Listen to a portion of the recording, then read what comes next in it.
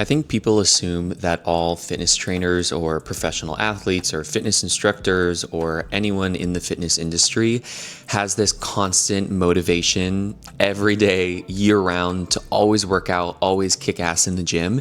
And that's just simply not true. I certainly have low energy, lazy, unmotivated days, but the difference is that those don't affect my unwavering commitment to a goal.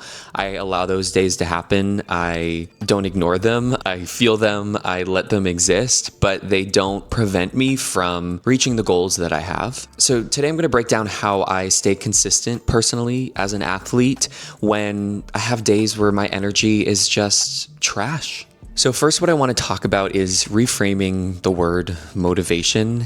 I think if I worked out only on days when I feel incredibly motivated, I'd maybe work out like 2 times per month. Instead of relying on that feeling of like, I can't wait to go to the gym today, I rely more on structures and habits that I've created in my life. As someone who has a lot of different fitness endeavors, sometimes it's strength training, sometimes it's endurance training, sometimes it's dance, sometimes it's a million different things, I always find that object in motion stays in motion. So if I'm running a lot, I'm feeling more inspired to run. It's easier to get out and run because I'm doing it so consistently. It doesn't feel like a huge mountain I need to climb or a huge task I need to check off because I've been so consistent with it. So building these structures and these habits in my everyday life are really what allow me to easily be consistent, not forcing myself like, oh my gosh, every day trying my hardest. It's easy to be consistent when you have these structures built. I think a big part about being consistent when it comes to your fitness and your health journey, and this is something I've learned as a trainer and a coach, is anchoring your identity. Now, not in a toxic way of gym is life, I am a gym rat, that's all I think about, that's all I care about, it's my only personality trait. I'm not talking about that, but what I am talking about is kind of reframing how you talk about yourself. Do you identify as someone who wants to work out, or do you identify as someone who is an athlete?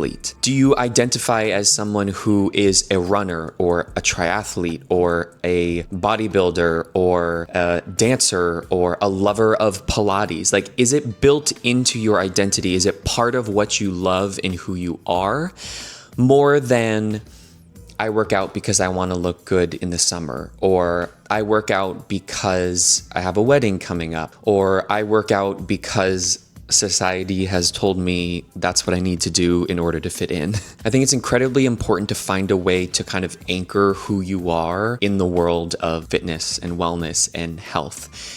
Do you feel like you are someone who is dedicated to taking care of yourself for your family or for your kids or for your partner, for yourself? Are you someone who is dedicated to being the best version of yourself, the healthiest version of yourself for years and years to come? And for me, that identity came through really calling myself an athlete. And I think a lot of people would kind of laugh if I told them to call themselves an athlete. But as humans who are moving throughout everyday life, like, we are athletes. We are all athletes. So I think for me, calling myself that really helped solidify my identity, that I'm not just someone who works out to look good. I'm an athlete who cares about my performance and about what my body can do. So I think you've got to kind of find the ways in which you can really anchor your own identity when it comes to fitness. So what do I do on those low energy days when things are just not feeling great and I really don't want to go to the gym, but I know I probably should? On those days when my energy is just not up to par, I don't focus on perfection. So when I'm focusing on simplifying, let's say I have a 60-minute workout, and 60 minutes today sounds like something I simply don't want to do. Or maybe I just don't have the time for. Maybe it's a busy day, I don't have the time for it. I start with the minimum effective dose. Pick 2 exercises. So let's say it's leg day. I'm just going to show up to the gym and I'm going to back squat. I'm going to do 4 sets of my back squat, and then I'm going to plan to just leave after that. If my run today was supposed to be a long run, say it was supposed to be a 12-mile long run, maybe I just get out and I run a 5K. I'm just going to run 3 miles. miles. And honestly, a lot of the time when you start those 3 miles, suddenly I'm like, okay, I'm actually kind of feeling good now. Maybe I'll do 4, maybe I'll do 5. Or for example, if you walk into the gym and I'm like, hey, I'm just going to be here for 10 minutes, 15 minutes, and then I'm going to leave.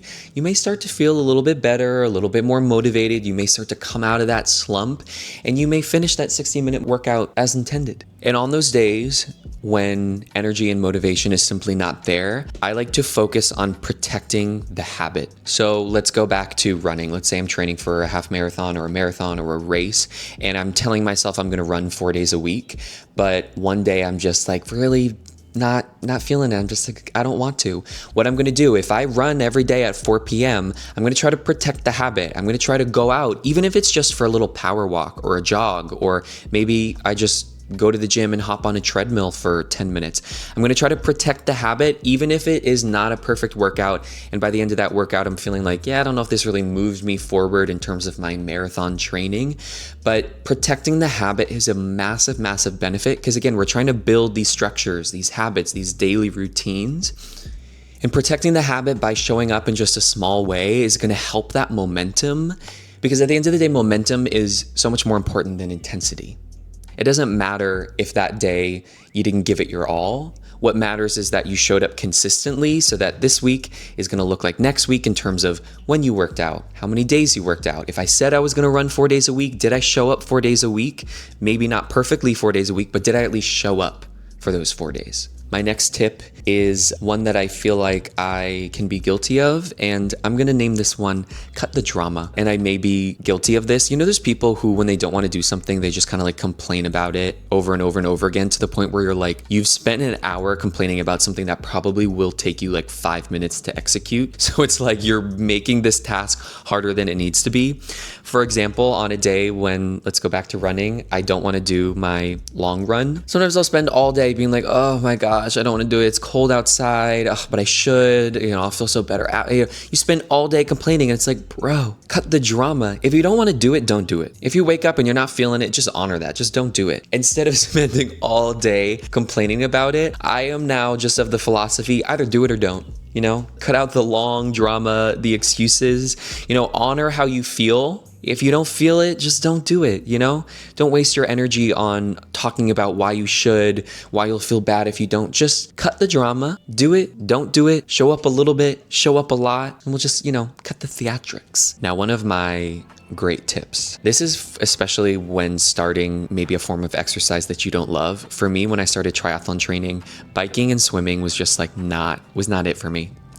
2 modalities, I was just like, I don't enjoy these in the way that I enjoy running.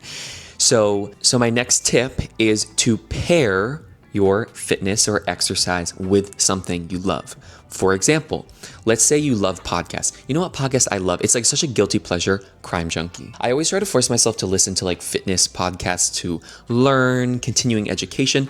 But sometimes those kinds of podcasts I'm like forcing myself to listen to. But when I listen to my inner voices, what I actually want to be listening to is Crime Junkie. Now, when I have a long run, and it's maybe a run that I'm like, ooh, mentally this is going to be a tough one, what I do is I save those Crime Junkie podcast episodes for that long run. So then I now associate that long run with, oh my God, I get to update myself the 2 newest episodes of Crime Junkie on Spotify. Pairing your exercise with something you love. Let me go back to the triathlon training, biking. So I got an indoor kind of bike trainer that I could hook up to my road bike. And when I started my Ironman training, I was deep in the Love Island binge watching phase. Not super proud of it, but I do love to watch Love Island. So what I would do is for my long indoor bike sessions, I would wait to watch Love Island until those sessions. And I would literally spend all day being like, oh my God, I can't wait to set up my bike because I need to watch these episodes of Love Island. So giving yourself something that you enjoy, maybe that's just like listening to music, or maybe a new album comes out and you're like, I'm going to wait to listen to this album until I go to the gym. So I'm just like feeling myself at the gym in a moment when you would maybe usually not feel 100% excited about being there. Pair it with something you enjoy. Music,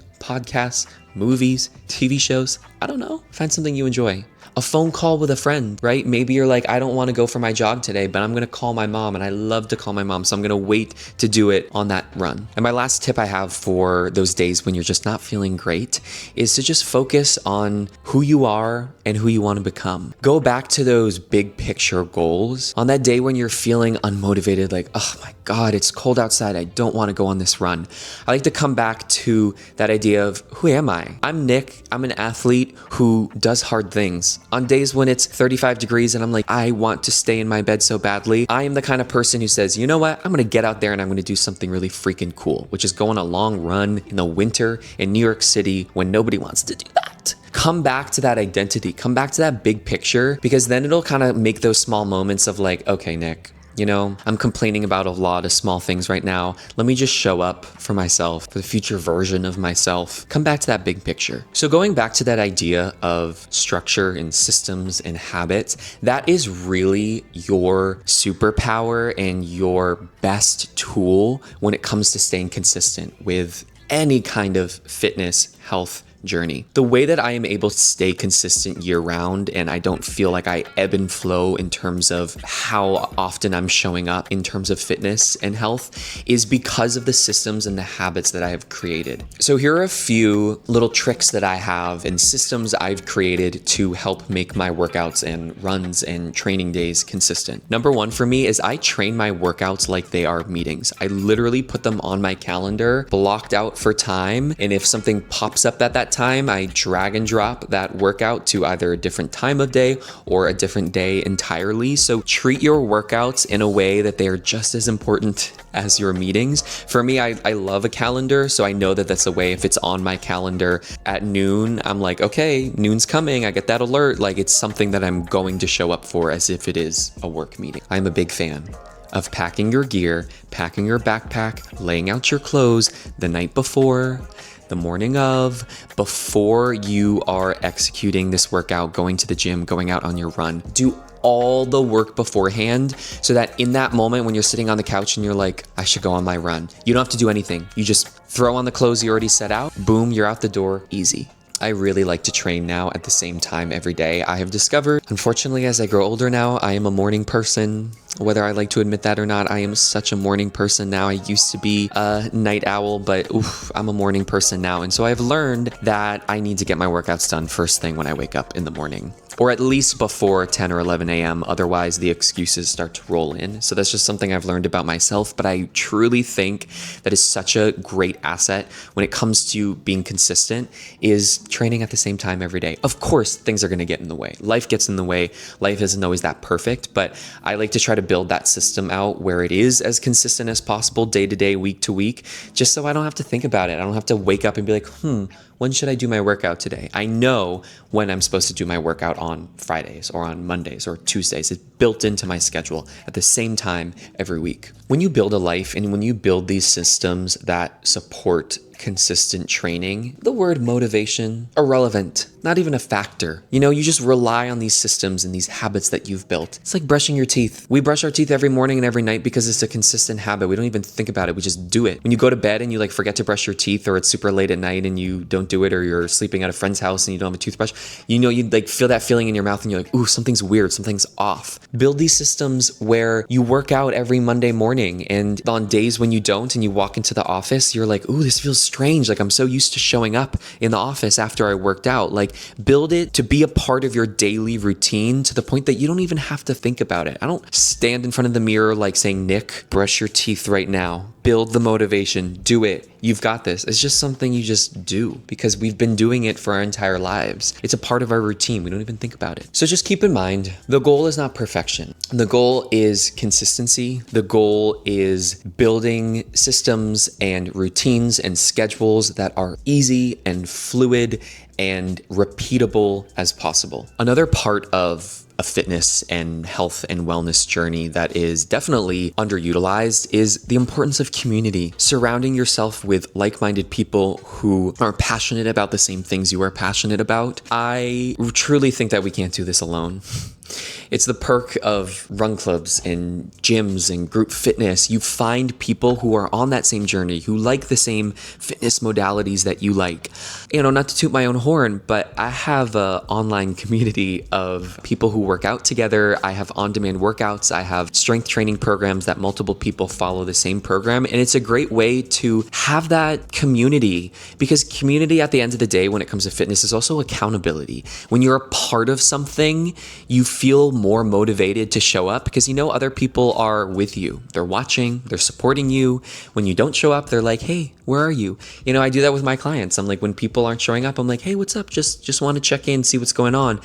90% of the time, they're like, oh my God, I've been thinking about so many things. I forgot about my fitness work. I forgot about your app. I forgot about your workouts. Thank you for reaching out. I'll be back on it. And sometimes it just takes that personal connection and communication to really just keep you on track. It's hard to do it by yourself, but when you're surrounded by people, when you have a coach like me, when you have fellow athletes that you're working along with, it just makes it so much easier. All right, y'all. Thanks for listening to me yappity yap yap. Again, I have an app. I have on-demand workouts, strength training programs, 24/7 messaging. If you message me, I will respond. So if you want, you can check out the link in my bio to work together. I know this is a time of year around the holidays when it's really hard to stay consistent. So show up for yourself by committing to things. Commit to me. Commit to my online community. Commit to working out with like-minded people in a safe space where you're going to be nothing but supported. I'll see you in the next video, y'all.